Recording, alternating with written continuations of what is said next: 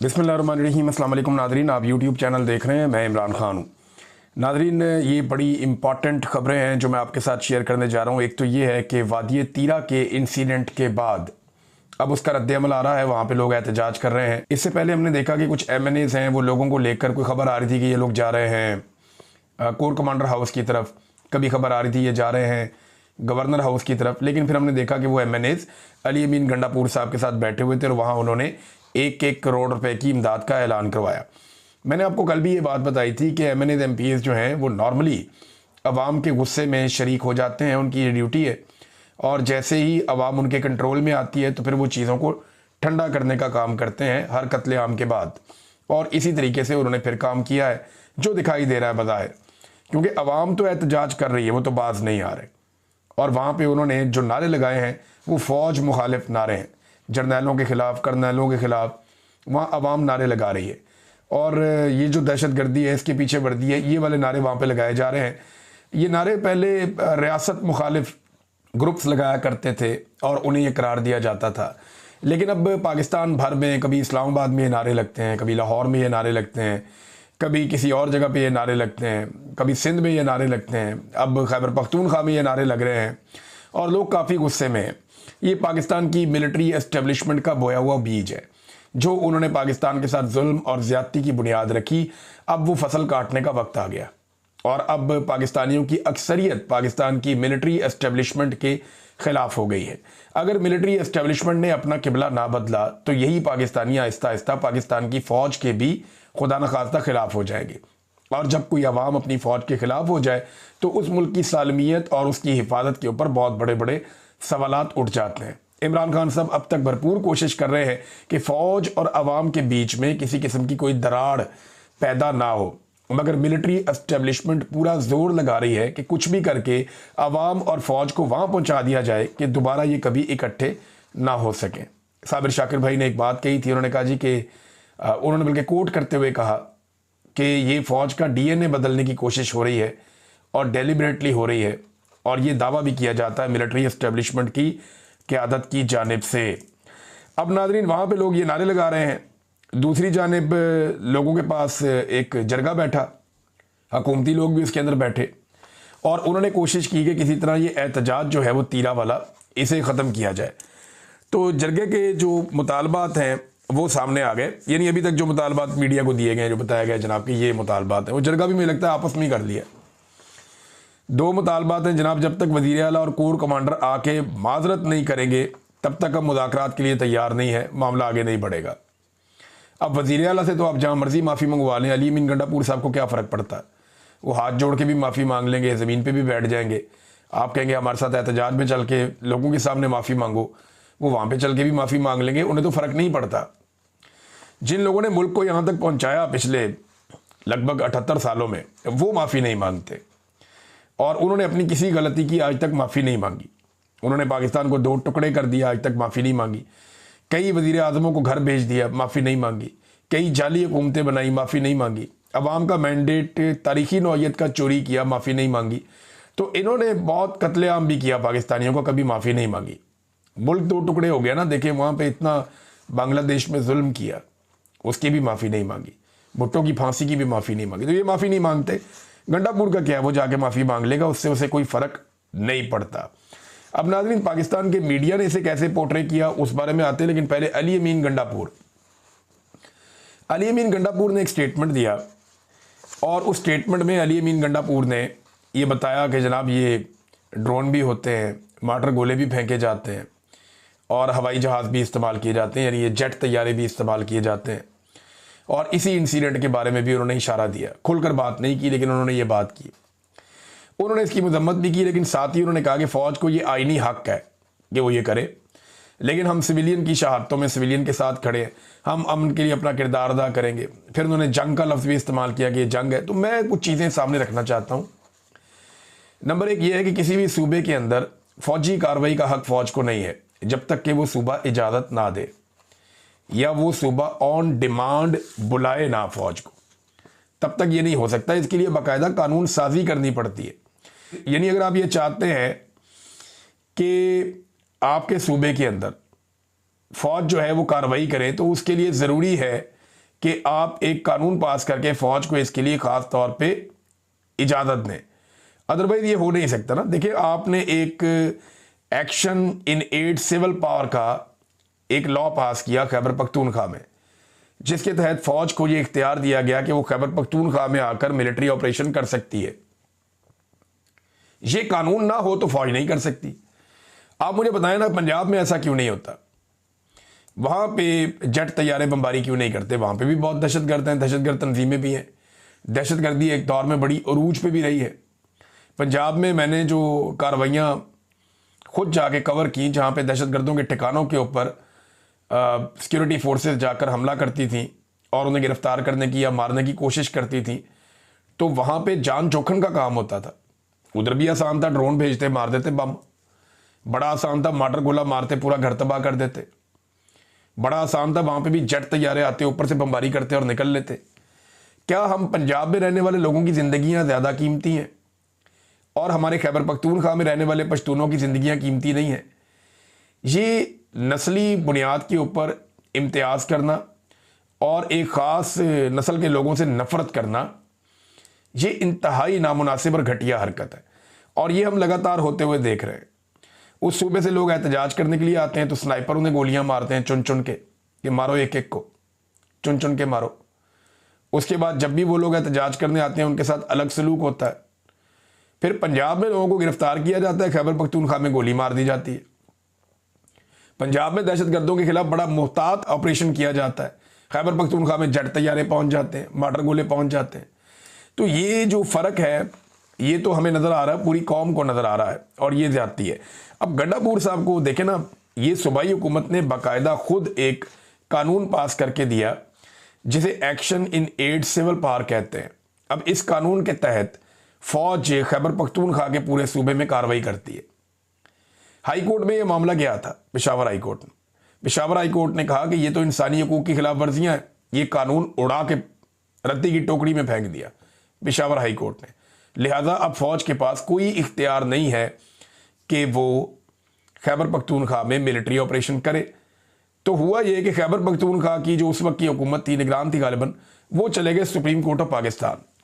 उन्होंने जाके एक रिव्यू पटिशन दायर कर दी कि जनाब हमने इसके ऊपर स्टे ले लिया, ये कानून मौजूद रहेगा और फौज को ये इख्तियार रहेगा कि वो खैबर पख्तूनख्वा में मिलिट्री ऑपरेशंस कर सके, अपने ऑपरेशंस कर सके, अपने एक्शन ले सके।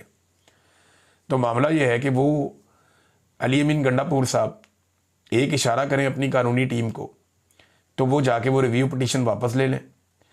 जैसे ही वो रिव्यू पटिशन वापस लेंगे, फ़ौज के पास खैबर पख्तूनख्वा में जो आइनी और कानूनी हक है ऑपरेशंस करने का वो ख़त्म हो जाएगा। फिर फ़ौज सिर्फ बॉर्डरों तक महदूद हो जाएगी और छावनियों तक महदूद हो जाएगी और फिर सिविलियंस के इलाकों में फ़ौज किसी किस्म का ना फ़िज़ाई ऑपरेशन कर सकेगी ना ज़मीनी ऑपरेशन कर सकेगी। हाँ, फिर पुलिस जहाँ पे चाहेगी वो सूबाई हुकूमत को दरख्वास्त करके ख़ास तौर पे फ़ौज को बुला सकेगी। यानी पुलिस ये बताएगी हम फ़लाँ जगह पे ऑपरेशन करना चाहते हैं, वहाँ दहशतगर्द हैं, हमें सपोर्ट चाहिए थोड़ी सी, तो सूबाई हुकूमत को लिखेगी। सूबाई हुकूमत लिखेगी जी इस ऑपरेशन के लिए हमें फ़ौज चाहिए, यहाँ पे फ़ौज इतने दिनों के लिए ज़रूरत है, तो फिर फ़ौज आ सकेगी, वरना वो नहीं आ सकेगी। तो ये गंडापुर साहब गलत बात कर रहे हैं। ये दो तरीके कर सकते हैं, एक तो ये अपनी सूबाई असम्बली से जैसे इन्होंने करारदाद पास करवाई action in aid civil power के खिलाफ, ऐसे ही वो ये कानून ख़त्म कर सकते हैं। उनके पास सूबे में हुकूमत है, सादा अक्सरियत है, बड़े आराम से गंडापुर साहब ये कर सकते हैं। और उसके अलावा दूसरा तरीका ये है कि गंडापुर साहब इंतहाई आराम से अपनी रिव्यू पटिशन वापस ले ले, तो ये इख्तियारात फ़ौज के ख़त्म हो जाएंगे। ये गंडापुर साहब ने गलत बयानी की है।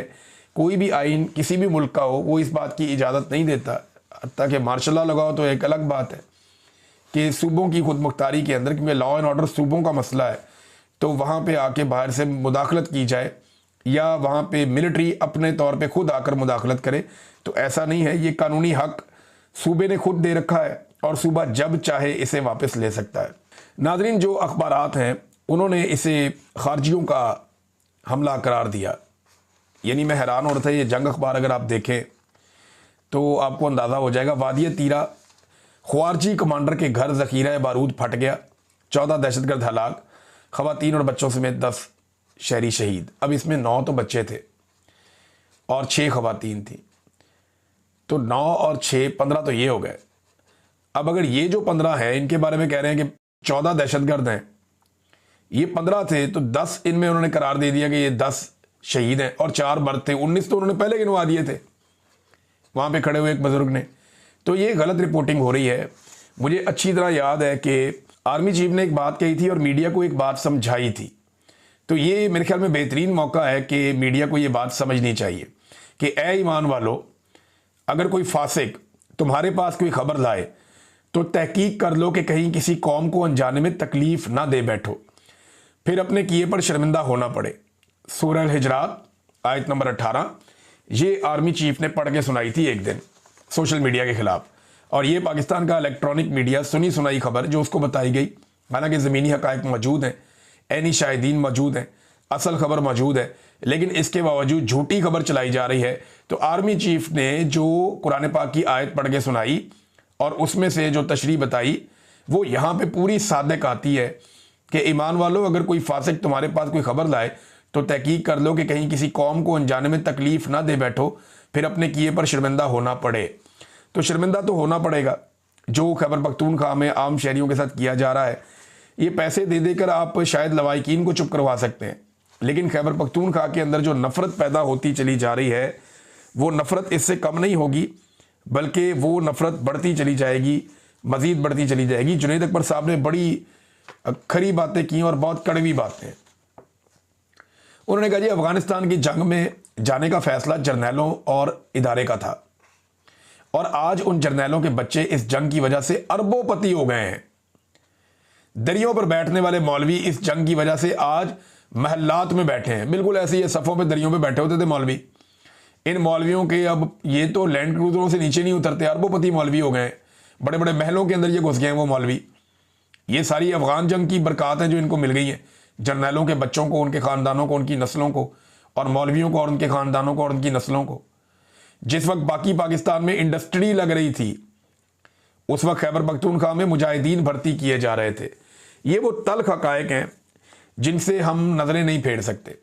आज भी इसी सरजमीन को डॉलरों के लिए इस्तेमाल किया जा रहा है।